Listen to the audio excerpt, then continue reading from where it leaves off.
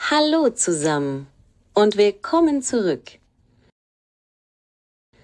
Heute schauen wir uns einen weiteren Bestseller von Emily Henry an. Das Buch heißt Great Big Beautiful Life. Die Hauptfiguren sind Alice und Hayden. Sie sind beide Schriftsteller, aber sie sind Rivalen.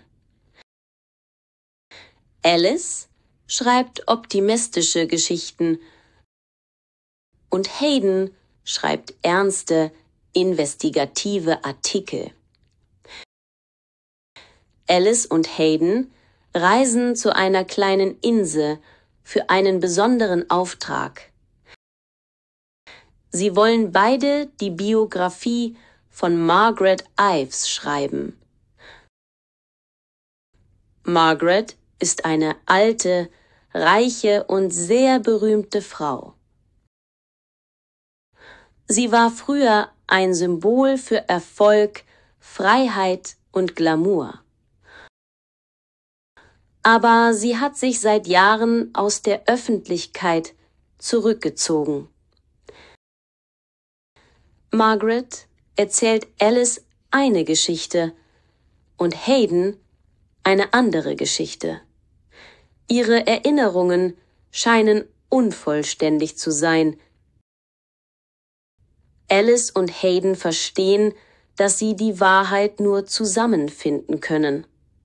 Also beginnen die Rivalen heimlich zusammenzuarbeiten. Sie teilen ihre Notizen und entdecken dabei die tragische und schöne Wahrheit über Margarets Leben.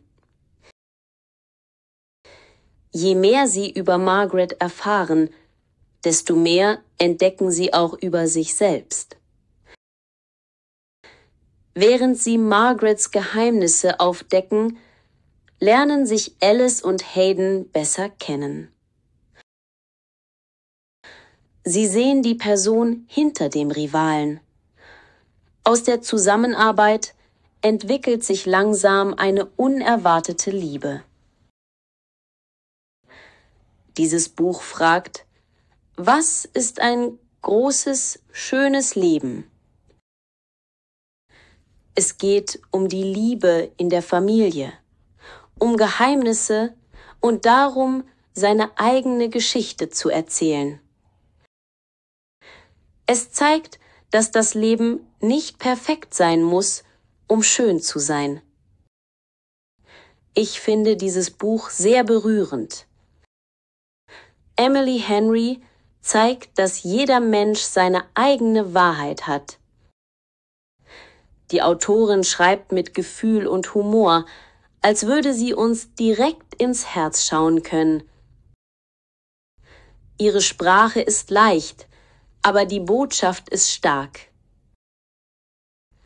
Das Leben ist schön, auch wenn es nicht perfekt ist.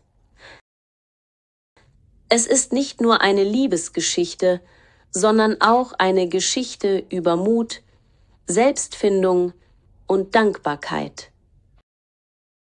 Ich würde sagen, wenn man eine Geschichte lesen möchte, die Herz und Verstand berührt, sollte man dieses Buch lesen.